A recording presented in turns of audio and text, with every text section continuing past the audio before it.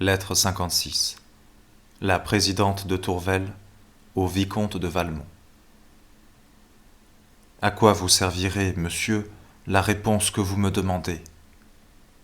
Croire à vos sentiments, ne serait-ce pas une raison de plus pour les craindre? Et sans attaquer ni défendre leur sincérité, ne me suffit-il pas, ne doit-il pas vous suffire à vous-même de savoir que je ne veux ni ne dois y répondre? Supposez que vous m'aimiez véritablement, et c'est seulement pour ne plus revenir sur cet objet que je consens à cette supposition. Les obstacles qui nous séparent en seraient-ils moins insurmontables? Et aurais-je autre chose à faire qu'à souhaiter que vous puissiez bientôt vaincre cet amour, et surtout à vous y aider de tout mon pouvoir, en me hâtant de vous ôter toute espérance?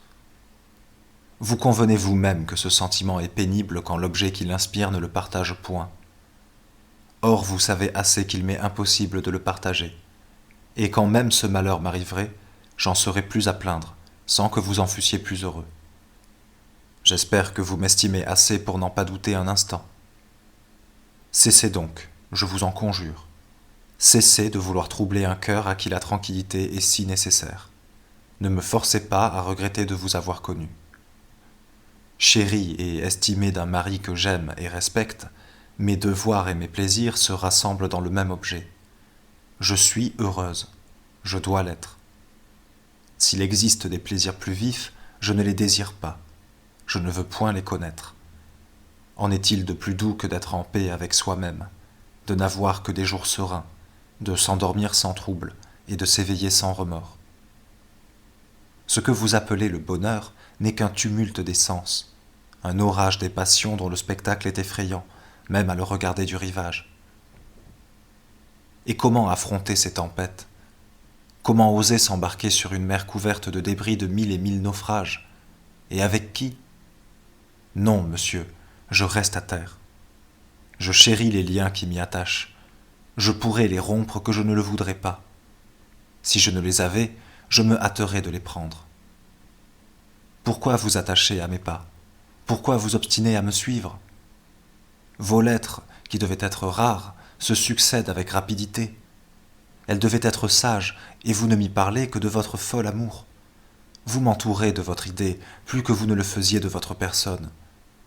Écarté sous une forme, vous vous reproduisez sous une autre. Les choses qu'on vous demande de ne plus dire, vous les redites seulement d'une autre manière. Vous vous plaisez à m'embarrasser par des raisonnements capiteux, vous échappez aux miens. Je ne veux plus vous répondre, je ne vous répondrai plus.